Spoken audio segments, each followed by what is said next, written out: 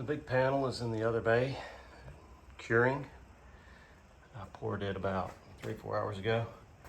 What I'm doing now is getting the two end panels ready so that I can do a structural coat on them tomorrow after I can move the big panel. So there's a couple of things going into that. First is on the bottom corners where they meet the threshold. I've decided to really tighten the gap up. I was planning on having a pretty thick threshold made out of concrete. I've decided not to go that route, so I needed to tighten that gap up. So I'm going to be gluing a small piece of foam there. The next thing I'm doing is where all the shower heads come through. I had actually measured those very precise and drilled them out very precisely. But I've got so many coats and so much thickness on the back wall that it's going to push the two shower walls out. I might have still been within tolerance of the hole I drilled, but probably not because I've drilled pretty tight holes. So I'm doing here, the other thing is I realized that you don't get a very thick coat on the vertical sides of a hole as the epoxy drips through. So what I'm going to do is I drilled the holes out about 1.5 inches bigger, almost 3 times bigger than they need to be. And I taped the back up, and I'm just going to fill these up with epoxy and let it cure just like I did for the shower bar. And then that way I'll have solid pieces of epoxy everywhere they poke through. I'll remeasure and re-drill once I get the other panel mounted, and I'll be drilling through pure epoxy so the walls will be completely sealed. The last big thing I'm working on is where the shower doors mount. I went and reread the instructions for the shower doors I bought, which are these things that have been sitting under here the whole time.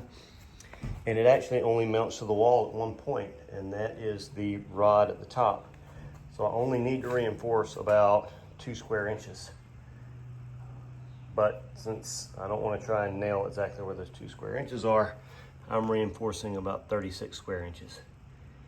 I originally intended to just use some of the MDF that had already been red guarded and kilts to do the bracing, but then when I drill through it, there will be some wood exposed. And the other thing is with the red guard and the kilts, it's probably going to be a little bit thicker than the foam. And now that I realize how important it is that my panels are flat, or it affects the way the marbling looks, I need to make sure that I don't have any excess hanging up. So I was walking around Lowe's looking for something that was waterproof and 1/2 inch thick, and of course I didn't find a whole lot. But then I remembered I had about 4 boxes of laminate vinyl plank, or luxury vinyl plank, which is PVC. It's plastic, it's 100% waterproof, left over from doing the upstairs last summer. And so I did some calculations, and 3 pieces of that stacked together are less than 1/2 millimeter shy of what I need. So by the time I put epoxy on this and glaze it over, it should be perfectly flush and flat. I've got 12 inches by 3 inches here that I know I'll be drilling somewhere right towards the middle of to mount the shower bar. So what I'm about to do is mix up some quick set epoxy. I'm gonna mix it pretty thin. I had been mixing all the thick set epoxy as thick as body filler. But now that I realize how important it is to have a perfectly level surface, I'm going to mix it a little thinner. The thickener does give it strength, but I think with the fiberglass mat in there, we're going to be just fine. So I'm going to mix it thin enough that it'll still self-level. I'm going to fill up all these holes and bind in the shower rod brace and put these little extensions back on the bottom. And these will cure overnight, and then tomorrow morning they'll be ready for a structural coat. Getting ready to put the structural coat on the bigger of the 2 end pieces. I've once again set up the aluminum angle iron with some Tyvek on it. Last time I tried this was with the MDF board, which was warped. Making this beauty edge with the aluminum angle iron was the only thing that came out right. I swapped from MDF to foam so that I wouldn't have an issue with warping, and daggum if these foam panels aren't curled a little bit on the corners, but a little easier to deal with the foam. It's soft, so I can just tape it. The tape will get covered in the epoxy, and then I'll just slice it on the bottom, and the tape will stay in there and you won't be able to see it. MDF was not soft enough to do that with. So I calculated I need 0.75 gallons. I'm gonna mix up 1 gallon, and then I've got a 2nd gallon right there in case I need it. We'll see how this goes. Guess what, idiot? Forgot to put the fiberglass mat in his structural coat. That'd be this idiot. So now I get to do another layer and another coat.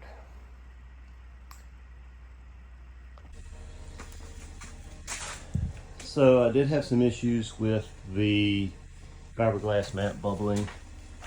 You can see where I've sanded it flat. Not too sure why I had that problem, but it did, mostly along edges. I also had a little bit of trouble with this edge that I'm trying to have exposed as a beauty edge. Last time I made that edge, I had really thickened the epoxy up, so I didn't have any problems with it like running under the bottom. This time I did, and so it kind of chipped a little bit as I pulled it off in this section right here. So I'm just building it back up with a little bit of thickened epoxy. What I'm about to do now is kilts it, because I decided to wait until after I had done the structural coat to kilts it. And once the kilts is dried, I'll reposition it. This piece will be dry with the quick set epoxy, and I'll be able to do a pour. So a couple hours I'll be doing a pour. 2nd panel is poured, and I don't see anything in here that would cause me to have to redo this one. I went through a lot of work to make sure that my base panel, my structural layer, was flat. All the seams were sealed, so everything's looking great. The only issue I have, and this is a lesson learned for anybody else who wants to attempt this, is because I'm mixing up small amounts, such small amounts of my secondary color, the silver and the bronze or copper. It's labeled bronze, it looks copper to me. I'm having a hard time getting the shade exactly the same every time. So I think my silver and my bronze are darker on this piece than they are on the big panel that's already installed. And so I guess my advice is, if possible, you've got enough space, pour all of your panels at one time. If you're using the Stone Coat Countertops epoxy, you've got plenty of working time to do that. And that way you can mix up enough secondary color for all your panels and pull them out of the same bucket, and you'll know that they'll match. On the big panels, it's easy. You mix up, for every gallon of white I mixed up, I put in 1 pack of powder and 1 pack of diamond dust. Those match every time. But the secondary colors, they came out darker this time than they did last time. And part of that reason is sometimes when you mix it up, the epoxy's milkier or whiter than it is other times. I don't know why. I guess different batches of epoxy. It all dries the same color, but when it's wet, sometimes it's whiter and sometimes it's more clear. Sometimes it's more opaque or more transparent.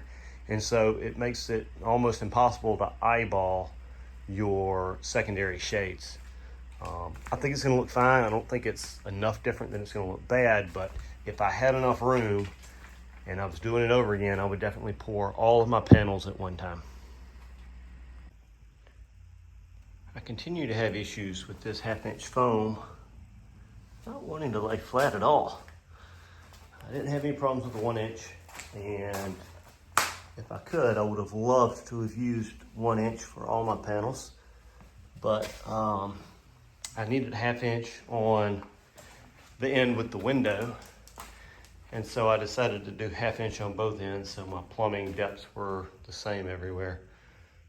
If I had this to do over again, I would probably have just used 1 inch and found some other way to trim out the window, but by using a 1/2 inch, it wound up perfectly flush with the window edge. So I made myself a frame here that I'm gonna have to tape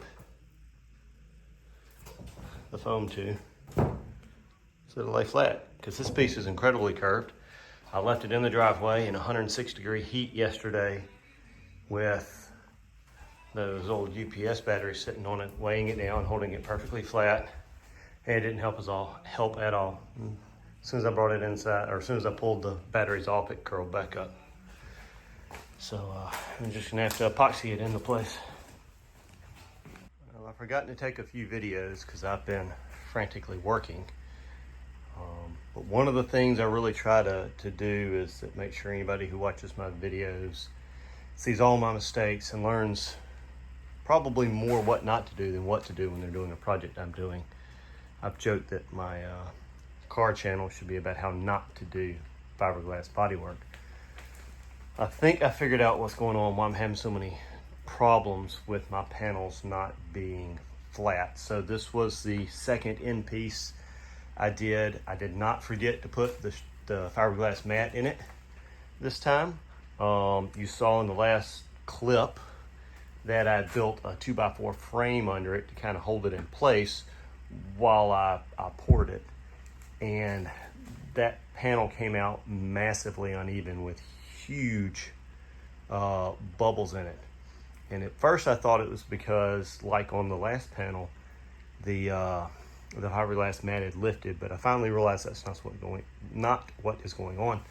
On this panel, you can see a little bit through there are the holes that I had drilled out big and filled up with epoxy, so that I would have solid pieces of epoxy where all my nozzles stuck through.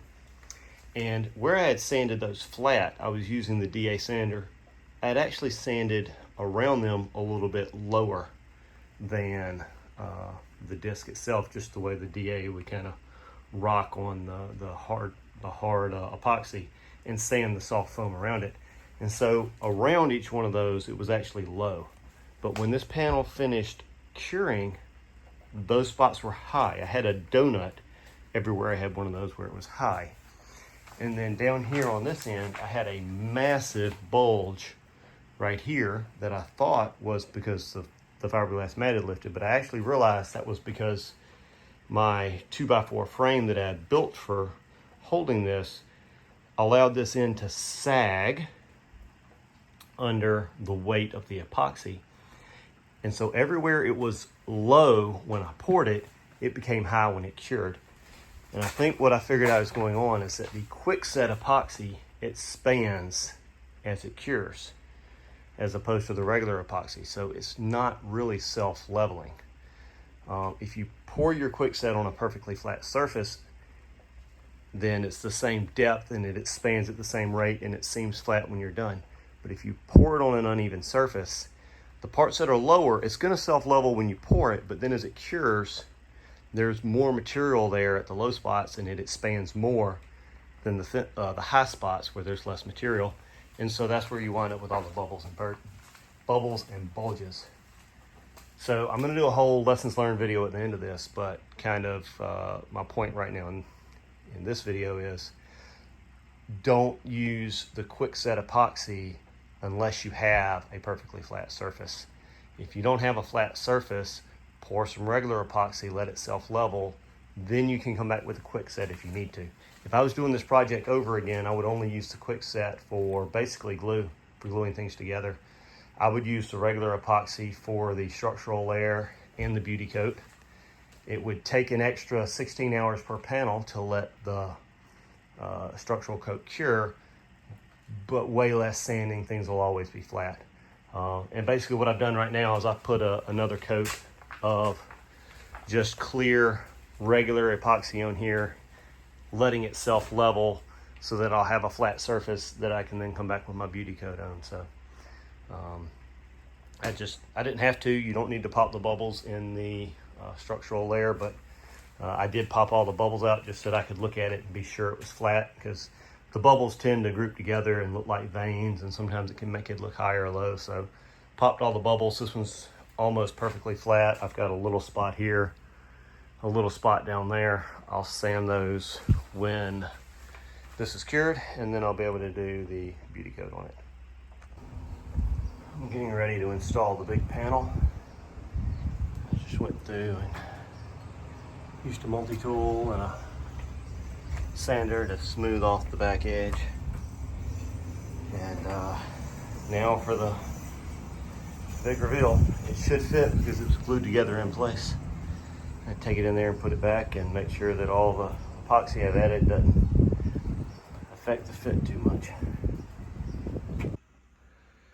Okay, the panel is in. Had to do a little bit of sanding on this corner right here because things were actually just a little tight down here. Just the buildup of the epoxy as it dripped over the edge was more than I'd accounted for. I had this panel fit really tight, but it was much easier to sand a little foam off the back here than it was to sand the epoxy off of there. Plus that's part of the watertight seal. So it's in, kind of hold it in place. I ran a screw in and then jammed some hotel cards, my favorite spacer, up in there to hold it nice and tight. Everything else is fitting really good. So this thing's gonna dry while I start working on the next phase.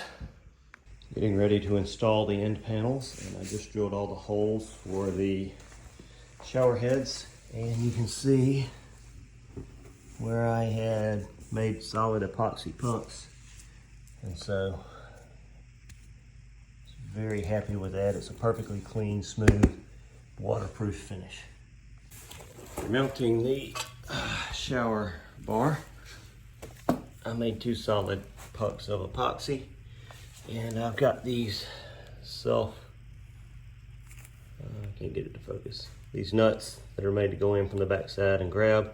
I'm gonna put a little super glue on them and pop them right down in there, and then run the screw with a washer on it into it to pull it down really tight and get it to bite. Well, you can't really tell what's going on with the threshold here, except for maybe right here.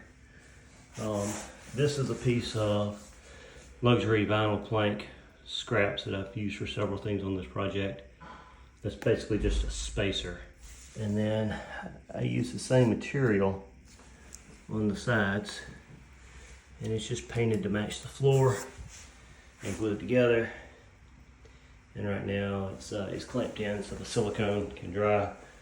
Once the silicone tacks up, we'll pop it off, or pop the boards off and the clamps off, and then set the cap over the top. Now this is the cap for the threshold. As you can see, it's got some texture to it. I thickened the epoxy before I laid it out because I wanted it to feel a little more like natural rock and have a little bit of grip in case you stepped on it as you went across the threshold. This is a piece of composite deck board, so it's basically a PVC powder. And then I took the dado blade on the table saw and carved it out into a channel. Probably a router would have been better, but I don't have a router table set up, so it took about an hour, but back and forth with the dado blade and got it done. So we're about to go drop this on top of the threshold. It's been a few days since that last clip. It was the 4th of July weekend. I had a buddy up again from out of town to help me, and so we made a mad push to get the shower doors installed because I knew that was something I needed at least 3 guys for. We did it with 3, it should have taken 4. That is gonna be its own video on the shower doors, but the cap did get installed. We just dropped it right on top and with some silicone in between it, and then set something heavy on it for about 4 hours to let the silicone grab. I installed all the fixtures, and I just finished putting the silicone beads around the edges of the fixtures. And what you can see the handles on the floor. I flow tested everything this morning and leak tested it before I siliconed it up.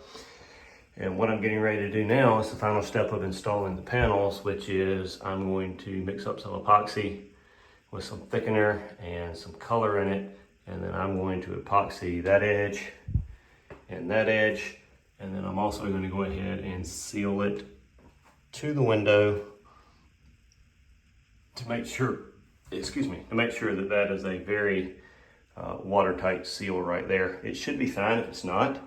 The waterproofing, the red guard comes all the way up to over the lip of the window, and I'm not going to silicone the bottom so that any water that got back there could just run out, but I'm still paranoid, so I'm going to epoxy this entire lip here with epoxy that's done with the metallic white so that it will be completely sealed and waterproofed. You can see I still got one brace left. This corner was being stubborn. I could probably pop the brace off right now, but I'm gonna go another 24 hours. Go ahead and get all this epoxy in and let it do some grabbing as well. Kind of have to work quickly with the quick set epoxy, but I wanted to document the process. I used a cake icing kit from the grocery store to squirt the epoxy up in there, make sure it was tightened to the edge. And then I used one of these little caulking tools to put a 5mm bezel on it. And now I'm about to peel off the masking tape and I should have a very clean edge there. Now sealing these corners using the cake icing nozzle, really injected it back up deep in there, which is good for the seal, but it wound up taking a lot more epoxy than I thought it would. And I didn't have any left over to do the window, and I'm out of metallic white, so I've got to order some more of that before I can seal up the window. But that's probably where we're gonna wrap the video. There's nothing special about sealing up the window. I'm gonna thicken some epoxy and massage it up in there and smooth it out with a body filler spreader and let it dry. So that's kind of the end of the video on, or the series really, on making and installing these panels. There's one more video coming on the custom shower door, and then there will be a final video on lessons learned, because there were a lot of them and it'll be good to summarize them all in one place. Hope you guys learned something from this, and if you're thinking about taking this on, you learn a lot about what not to do.